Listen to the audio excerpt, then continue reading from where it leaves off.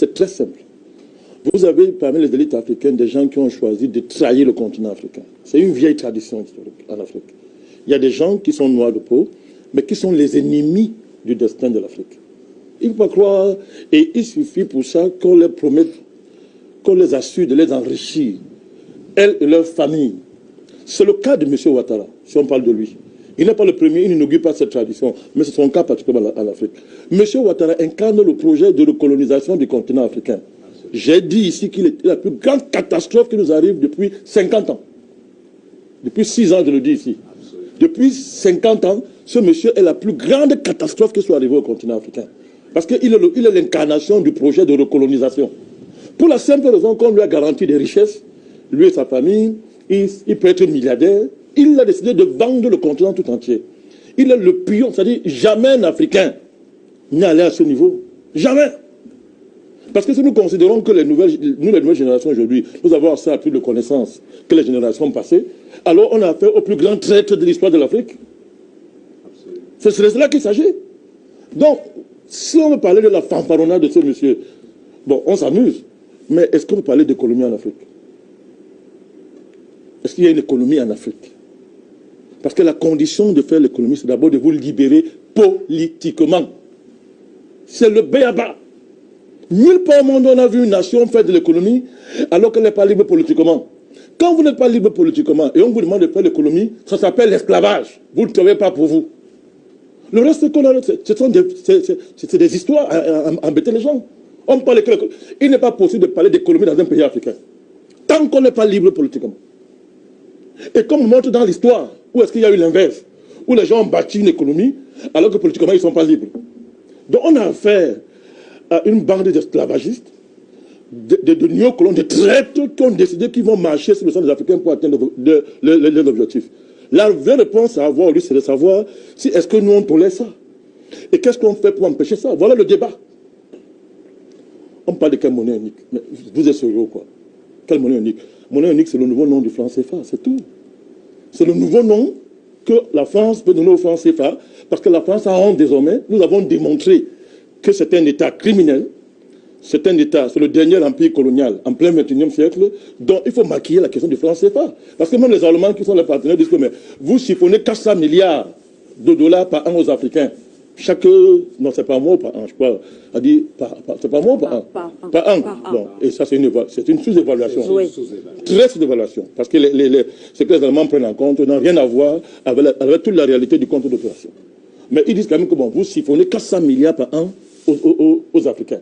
Même les Allemands le disent. Ça veut dire que même entre eux, ils disent que bon, ok, quand même c'est entre nous, mais comme toi tu fais quand même trop fort. Tu fais quand même trop fort. Oui. Alors, pendant que nous, les Allemands, nous n'avons pas d'empire colonial, on compte quand même sur nous, mais toi, tu as un empire colonial en plein 21e siècle et tu as des avantages de 400 milliards de dollars par an que tu siphonnes. Donc ça pose quand même un problème. Il faut habiller ça. C'est tout, il faut habiller ça. C'est pour ça que la France était au premier plan pour tuer Kadhafi. Les gens savent, ils ont un agenda clair où ils vont. Première action qu'ils ont posée, liquidation de Laurent Gbagbo. Dans les conditions que l'on sait, ils ont fait de ce monsieur qui n'est pas ivoirien, qui a honte de son pays d'origine, il a honte de dire qu'il est burkinabé, il a honte d'être burkinabé, il s'est autoproclamé ivoirien, et on l'a placé par les voies que vous connaissez. J'ai jamais vu dans le monde un monsieur qu'on appelle Sarkozy, qui maintenant est un agent commercial de multinationale, c'est-à-dire on avait affaire à un gangster, un voyou, un bandit de grand chemin. Il s'est mis en Inde, il a dit que dans 3 jours, on aura Gbagbo de partir. Et on a vu l'armée française aller entrer dans un palais présidentiel. Lorsque les images ont fait le tour du monde, ils ont rapidement enlevé que c'est honteux. Bon, allez, mettons Guillaume Soro devant les autres pour dire que bon, ce sont les rebelles. Mais on les a vus, on a vu les soldats blancs français entrer au palais présidentiel pour enlever quelqu'un, pour placer ce monsieur. C'était pourquoi? On l'a mis là pourquoi selon vous? Pour vos beaux yeux, on l'a mis là pour détruire le continent africain. Et le but de la France, c'est de reconstituer son empire colonial. Parce que si elle perd ça, la France n'existe plus. Mais vous parlez de quoi? Mais c'est une affaire de vie ou de mort. Si la France perd son empire, elle n'existe plus. La France est en train de devenir un label. On y met tout n'importe quoi. La France met monsieur comme Macron président. Vous savez ce que ça veut dire, monsieur Macron? Ils sont le pote président. C'est Rothschild qui l'a mis là. Donc les gars, c'est une affaire de vie ou de mort. Tant qu'ils ne le constituent pas leur empire colonial, la France n'existe plus. Eh bien, elle a mis sur pied une stratégie. Elle a fait des alliances avec les Américains, mais le but est clair. On a tué Kadhafi. Quand Kadhafi était vivant, le roi du Maroc parlait. Arrêtez de distraire les gens avec les histoires de colonie, ça n'existe pas en Afrique. Quand Kadhafi était vivant, le roi du Maroc parlait. Il ne parlait pas. Kadhafi nous disait que tu parles, je vais te gifler. Il ne parlait pas. On a tué Kadhafi. Et dès qu'il est mort, qu'est-ce que ça vous fait? Subitement, le Maroc devient le pays le plus développé d'Afrique. Il a tellement d'argent que tous les pays africains. Et il devient le pays qui va sauver les Africains. Les Maroc ont toutes les solutions pour les Africains. Mais ça ne vous dit rien. Qui est derrière le Maroc? C'est pas la France? Vous ne voulez pas voir ça? La Tunisie, on a mis dans le paquet. Terminé. Donc l'Afrique du Nord est déjà dans le paquet de la France. Et on descend. On prend la CEDEAO. On a déjà le pion qui est là, M. Ouattara. Il a réussi à fédérer autour de lui d'autres pays. Il y a un géant qui est là qu'on appelle le Nigeria. Mais excusez-moi, c'est un géant au pied d'agir. On peut le déstabiliser. On va lui mettre la pression. Pour dire que parce que dites-moi où M. Ouattara prend le culot de convoquer un réunion pour parler de monnaie unique alors que le Nigeria est là. Ouattara pour le Nigeria. La Côte d'Ivoire, c'est qui? Tout à l'heure, M. Takonti vous a dit que Lagos seul, c'est la Côte d'Ivoire 24 fois. Lagos seul. Mais le président de ce petit pays, comparativement parlant avec Lagos, décide d'être en avant pour dire qu'il va imposer une monnaie unique. Après, il y a aussi le Ghana. Oh, laissez-moi ça. Vous avez dit que c'est des pays anglo-saxons qui sont développés. Vous allez voir. Si un pays est développé, qu'est-ce qu'il vient faire dans cette affaire de monnaie unique? Toi, tu as ta monnaie. Tu abandonnes ça. Tu viens dire que tu vas entrer dans une zone néocoloniale.